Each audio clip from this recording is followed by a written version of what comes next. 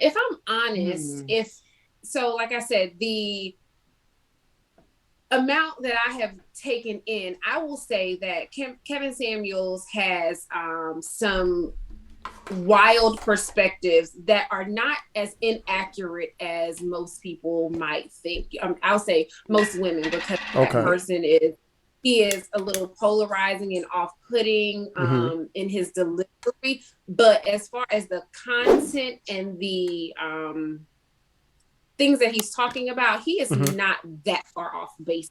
If I'm honest. Okay. So you're saying it's wild, but it's not necessarily false information. Not Yeah, necessarily. Not 100%. How about not you, a Matt? hundred percent.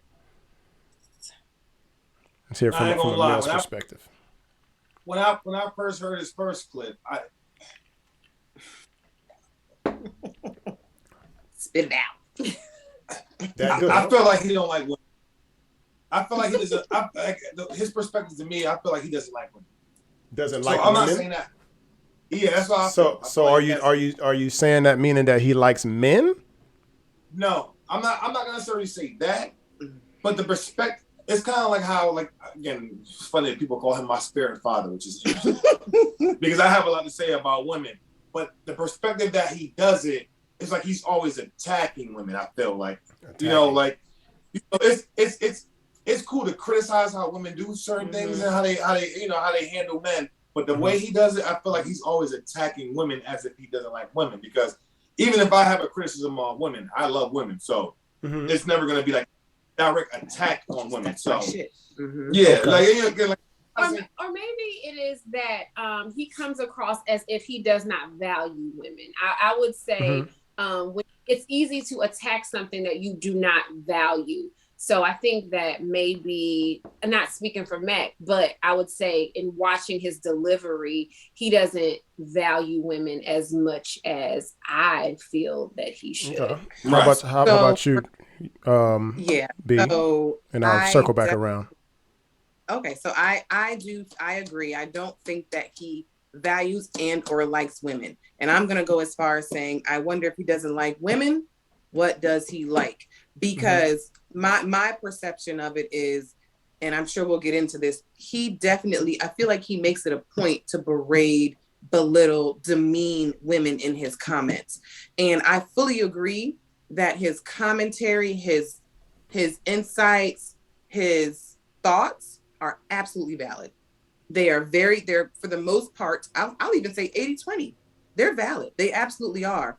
But I lose that in his delivery and his approach to people. Like for me, his message is lost oftentimes because of his delivery and his approach with the women that he's engaging with. Okay. So have any of you ever seen a full episode of the Kevin Samuels show? Lots of them. Yeah, Lots of I them. have seen a full episode. And I'm talking yes. full 82 minutes, 98 minutes, all of them. Yeah. Okay. You have not? Okay. Okay, so circling back around to the Kevin Samuels hates women, right? That's Okay. a thing. So it's two things that I see thrown around. I see Kevin Samuels hates women and Kevin Samuels is gay, which I guess those two run one and the same, right? Yes. In this aspect, obviously, not generally, Well, but let me say in this. this I don't think they run in the same, but I think in this instance, there may be I'm some talking about correlation. for him, those are two supporting facts, right? Those usually come hand Okay. in hand. So my thing is, whenever I see any of Kevin Samuels' content, and let's say it goes off the rails, and I heard all of your buzzwords, berate, belittle, and all this other stuff because it makes it sound a lot worse than it is. Attack, things like that. Remember I told you about those buzzwords, right? It makes something sound a lot worse than it really is. And from what I see is that usually he matches energy.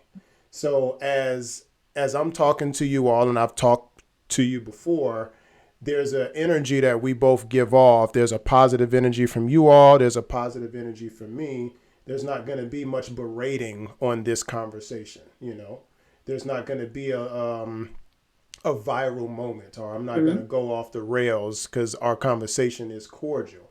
what I usually see happen, and I was gonna play a clip. I might have the audio to play. I don't like using his content too much on YouTube, but I watched a clip last night to where he was talking about I think kind of where is the male space, and similar to what you all were talking about on your show, is there a male space, or suffering in silence, things of that nature. And there was a young lady who was on there, from my opinion, being very rude. So what I usually see, I see a woman being rude, and then he usually checks that. I'm sorry, let me ask. So, what do you by? Go ahead. You were saying something, Bianca? So when you say he matches energy, oh, go ahead. No, I was just saying I'd like to understand. I guess for me, and if you play it, that's even better. But how was she being rude? Because I was going to go on that same topic of how was she matching his energy?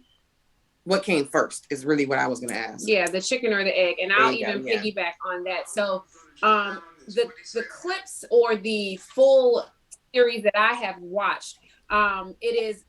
If you're saying something in a tone that is just kind of melancholy, we are all on the same tone. If you say something as a woman on his platform that he doesn't necessarily agree with, he will cut you off. And if you have a follow-up question, it's ma'am. It's like, okay, well, if we're having a dialogue, it is your show. You get to direct the angle of the show. But when it is my turn to talk, if I have something to say that you may not agree with, you have to let me get my point out. I think if you don't get to the point fast enough for him, it is, well, that's stupid. That's, you know what I mean? And I think that things kind of get lost in translation. And when you're having a conversation with someone and you abruptly stop them or you cut them off, it makes most people either lose their point or they're not as confident in what they're going to say because you've kind of put up this hurdle against them. And I think that's what he does. Well, I'll tell you why that is mainly is because sometimes, let me rephrase that. A lot of times when you ask a woman a question about, let's say, have you heard the term, I ask you where you been and you tell me where you're going, or I ask you where you're going, you tell me where you've been.